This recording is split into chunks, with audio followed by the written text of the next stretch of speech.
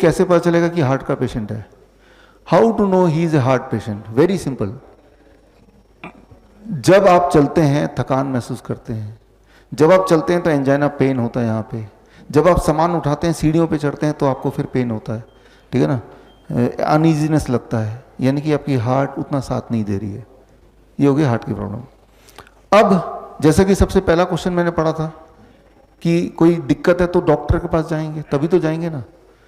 Doctor क्या बोलेगा? Angiography कर लेते हैं, लगता है ब्लॉकेज है, यही बोलेगा। ठीक है, कर लेते हैं एंजियोग्राफी। एंजियोग्राफी क्या होता है? अब देखिए, ये आपका ब्लड वेसल है, ब्लड का पाइप है, और एक तार लेके यहाँ से तार डॉक्टर लेगा, वो आपके ब्लड वेसल के अंदर ऐसे डालेगा। वो तार ब्लड वेसल घूमता यहाँ तक पहुँचेगा। फिर वो फोटो खींच के देखेंगे कहाँ ब्लॉकेज है, कितना ब्लॉकेज है, 80% ब्लॉकेज, 90% ब्लॉकेज, 100% ब्लॉकेज, ऐसा बताएगा। लेकिन जब तार पूरे बॉडी में जाएगा तो ये तार आपके ब्लड वेसल के अंदर एक पार्ट को चीरता हुआ, चोट पहुंचाता हुआ, तोड़ता फोड़ता हुआ जाएगा। और अंदर ब्लड वेसल जा रहा है तो कहीं कहीं छोटे छोटे ब्लॉकेज है, उसको भी तोड़ता हुआ जाएगा। आपके ब्लड वेसल में कहीं कहीं छोटे छोटे ब्लॉकेज होंगे ही, लेकिन वो तार जब जाएगा तो उन ब्लॉकेज को तोड़ता हुआ जाएगा। जो कि ब्लॉकेज वहाँ चिपका हुआ था वो निकल जाएगा। निकल के कहाँ गिरेगा? ब्लड वेसल के अंदर ही घूमेगा ना, सर्कुलेशन में। जब ब्लड वेसल में घूमेगा तो कहीं भी जाके अटक जाएगा। ब्रेन में अटकेगा तो ब्रेन स्ट्रोक हो जाएगा, किडनी में अटकेगा तो किडनी फेलियर हो जाएगा, पैर में अटकेगा तो गैंग्रीन हो जाएगी, है ना। तो मैं ये बोलना चाह रहा हूँ कि एंजियोग्राम कराने से ब्रेन स्ट्रोक का खतरा बढ़ जाता है, किडनी फेलियर का खतरा बढ़ जाता है, गैंग्रीन का खतरा बढ़ जाता है। इसीलिए एंजियोग्राम मत कराओ, कराना नहीं। और एंजियोग्राम जब भी कराएंगे उसके बाद अगला सेंटेंस डॉक्टर बोलेगा एंजियोप्लास्टी करा लो। पहले नहीं बताएगा, बोलेगा अभी एंजियोप्लास्टी कर देते हैं, और घबराए हुए रहते हैं तो आप भी एंजियोप्लास्टी, क्योंकि वो 90% ब्लॉकेज आ गया। तो करना क्या होगा?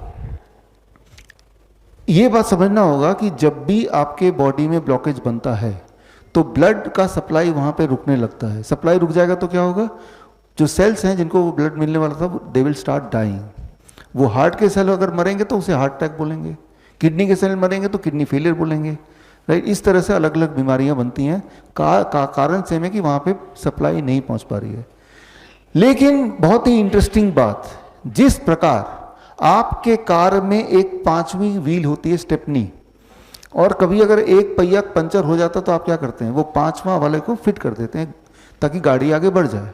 ठीक उसी प्रकार आपके बॉडी में कुदरती गॉड ने हजारों स्टेपनी लगा रखे, हजारों ब्लड वेसल छुपा के रखे हुए हैं, जो कि नॉन फंक्शनिंग ब्लड वेसल है। जैसे स्टेपनी नॉन फंक्शनिंग है, राइट।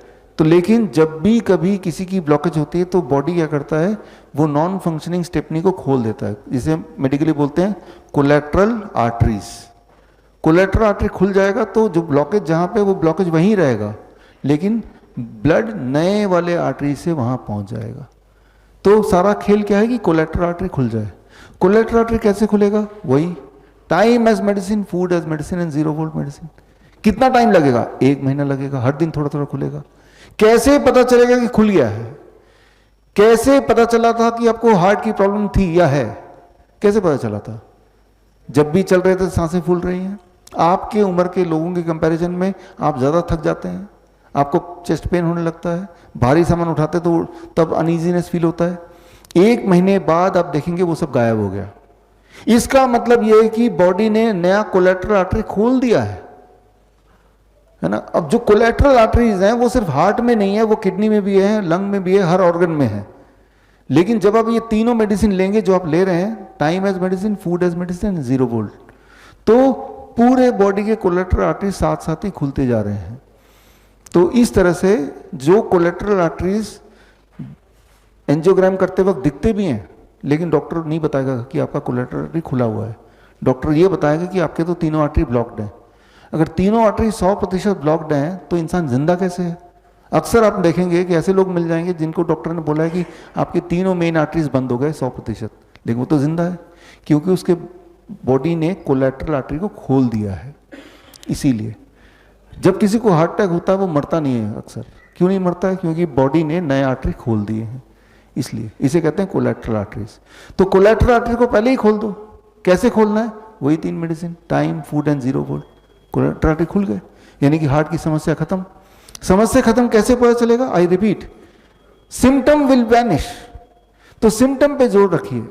जिनका बीपी ज्यादा बढ़ गया, मान लो एक पाइप है, पानी का पाइप इमेजिन कीजिए, पानी का पाइप है और उस पाइप को जब पकड़ लेंगे आप, जोर से दबाएंगे तो पानी का प्रेशर बढ़ेगा कि घटेगा? है ना? जितना डायमीटर को घटाते जाएंगे उतना पानी का प्रेशर बढ़ता जाएगा। ठीक उसी तरह से आपका ब्लड वेसल है, ब्लड वेसल में जब ब्लॉकेज होता जाता है तो उसका डायमीटर क्या होगा? तो ब्लड प्रेशर क्या होगा? बढ़ेगा ना।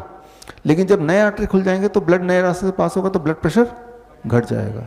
यानी कि 1 महीने के अंदर आप देखेंगे कि ब्लड प्रेशर नॉर्मल हो गया। 1 महीना छोड़िए, 3 दिन में नॉर्मल हो जाएगा। कल आप में से जितने लोग ब्लड प्रेशर की दवाई ले रहे हैं, कल तक मैं उम्मीद करता हूं उनमें से काफी लोगों का ब्लड प्रेशर घट जाएगा बिना दवाई के। यानी कि कोलेटरल आर्टरी खुल चुके। तो कोलेटरल आर्टरी तो है ही ऑलरेडी, खुलने में ज़्यादा टाइम नहीं लगता। स्टेपनी तो ऑलरेडी है, सिर्फ पानी से आपने खोला, स्टेपनी आ गया हाथ में। तो कोलेटरल आर्टरीज खोलने के लिए जो टूल है, वो टूल क्या है? Time as medicine, food as medicine and 0 volt medicine. इस तरह से आप अपने आप को ठीक कर सकते हैं। बड़ी से बड़ी बीमारी का आसान से आसान इलाज घर बैठे ही हो सकता है। अधिक जानकारी के लिए कांटेक्ट करें nearest doctor BRC clinic @ home.